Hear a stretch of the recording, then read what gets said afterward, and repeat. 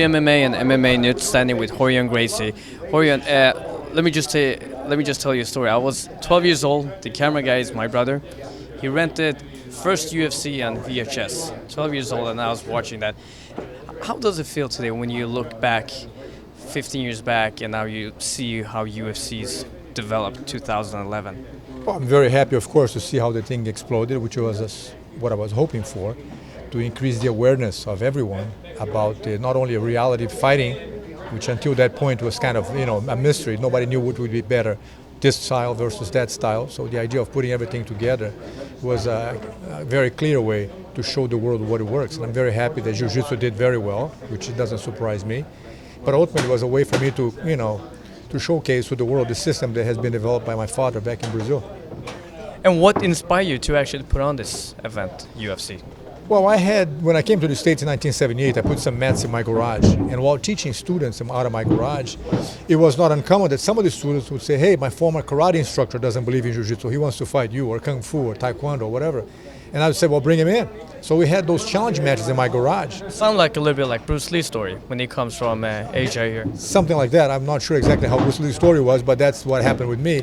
And on the sense of, demonstrating in real life what worked or not, that eventually, inspired me to create an event where you could put several different styles of martial arts against one another, and the public could see what works. And the result was the Ultimate Fighting Championship. It turned out to be a very exciting opportunity for everyone.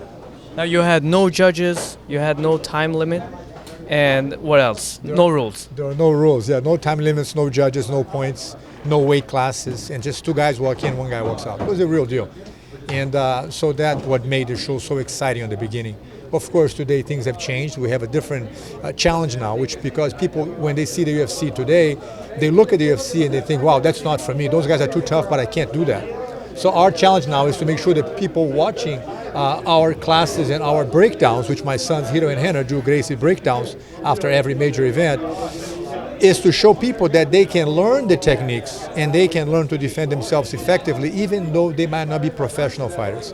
So of course, all this information is available at GracieAcademy.com, when they can keep track of what's going on with us, and also at GracieUniversity.com, where they can learn online the techniques of Gracie Jiu-Jitsu straight from the source.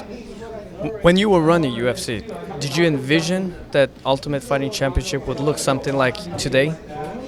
Or you had other plans? Well, like today, in terms of expansion, I knew it was going to be bigger than boxing as it is today. It doesn't surprise me one bit. Okay, but what about rules and everything they implemented? No. The reason I left the UFC is because of the implementation of rules. I disagree with that, and therefore I walked away from the show.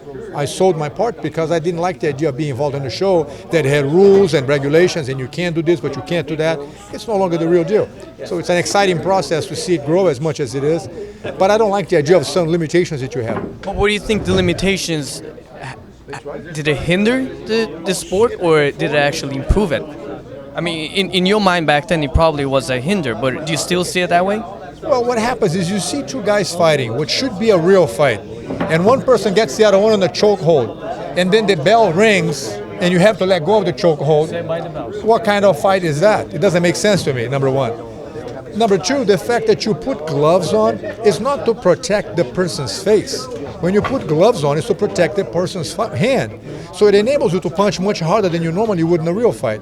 My idea was always to create an event that demonstrated what a real fighting is. The Ultimate Fighting Championship today is a show, but it's not a real fight. So there's a lot of tough guys out there. I have a lot of respect for some guys in great shape and very efficient and very knowledgeable guys, I must say. But it's not a real fight.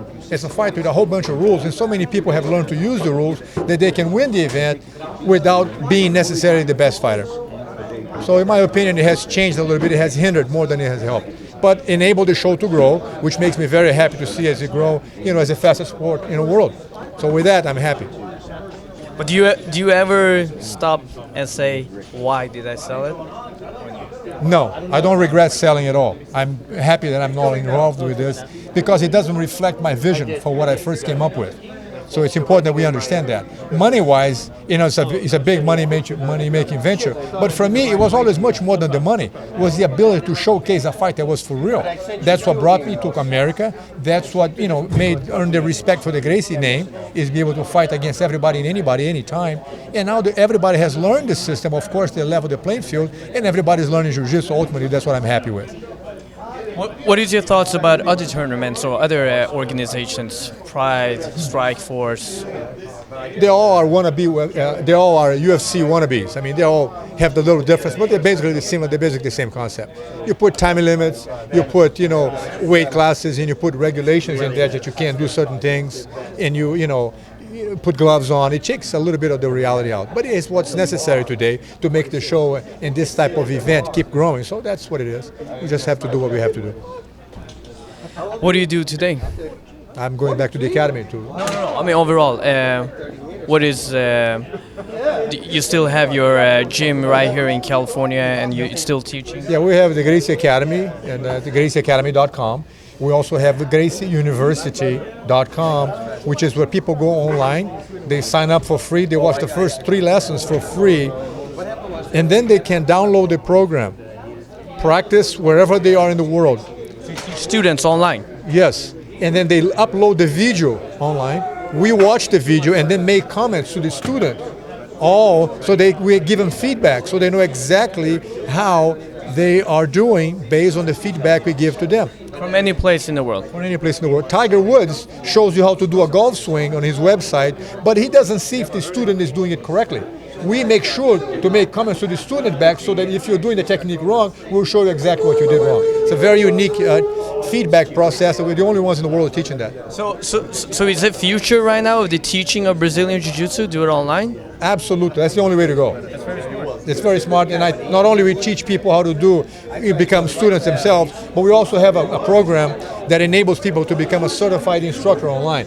Of course, we watch videos. It's a very delicate and it's a very careful program to make sure that everybody's qualified to do it, but it's a very successful program. And is this because it's from school to school? It's to getting a black belt. It differs from which school you go to. Is it that's why you implemented this system? That's the only reason we have to do it, because different teachers will teach different ways.